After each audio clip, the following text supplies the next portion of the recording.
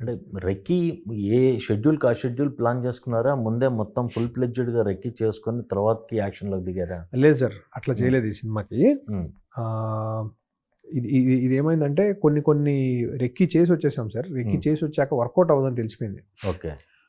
Train సీక్వెన్స్‌కి అయితే నేను Turkey కూడా వెళ్ళాం సార్.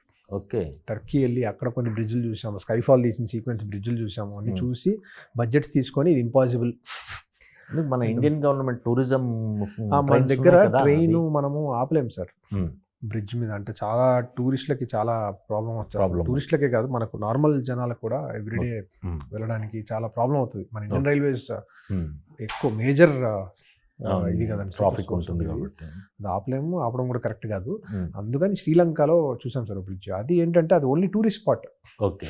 నెంబర్ ఆఫ్ ట్రైన్స్ తక్కువ ఉంటాయి అండ్ ఆ ట్రైన్ వచ్చినప్పుడల్లా మాత్రం మేము షూటింగ్ ఆపాలి. ఓకే. సో అది కండిషన్. సో వాళ్ళు ట్రైన్ వచ్చేటప్పుడు మా ట్రైన్ మేము ఏదైతే ట్రైన్ తీసుకున్నామో అది వెనక్కి వెళ్ళిపోద్ది. ఆ ట్రైన్ వెళ్ళిపోయాక మళ్ళీ ట్రైన్ వస్తుంది. ఓకే.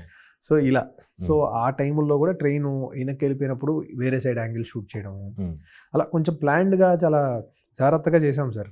ఓకే. అది కొంచెం రిఫ్లెక్ట్ అయింది స్క్రీన్ మీద. సో చేస్తున్నప్పుడు నాకు అవన్నీ తెలియలేదు సార్. మనం లో బడ్జెట్లో చేస్తున్నామా అదంతా తెలియట్లేదు. ఎందుకంటే నాకు ఏవైతే రిసోర్సెస్ ఇస్తున్నారో నాకు అవి చాలా హై బడ్జెట్ రిసోర్స్లే. ఓకే.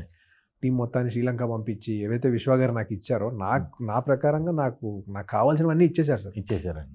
నేను డెలివరీ చేయడమే బాకీ ఉంది. నేను ఇంకో 2 రోజులు ఎక్స్ట్రా అడగడం, అప్పటికప్పుడు పర్మిట్స్ని వాళ్ళు ప్రొడక్షన్ ఎప్పుడు నాకు సపోర్ట్ చేసింది సినిమా. ఆ ప్రాబ్లం ఏం లేదు సార్.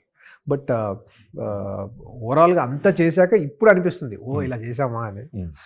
బట్ చేస్తున్నప్పుడు అది over period of 3 years spread అయింది కదండి, తెలియలేదు సార్. అంటే మీరు అనుకున్నప్పుడే ఇంత బడ్జెట్ అవుతుంది అని ఎక్స్పెక్ట్ చేస్తారా? మీరు అనుకున్న బడ్జెట్ కంటే కొంచెం ఎక్కువ అయింది సార్.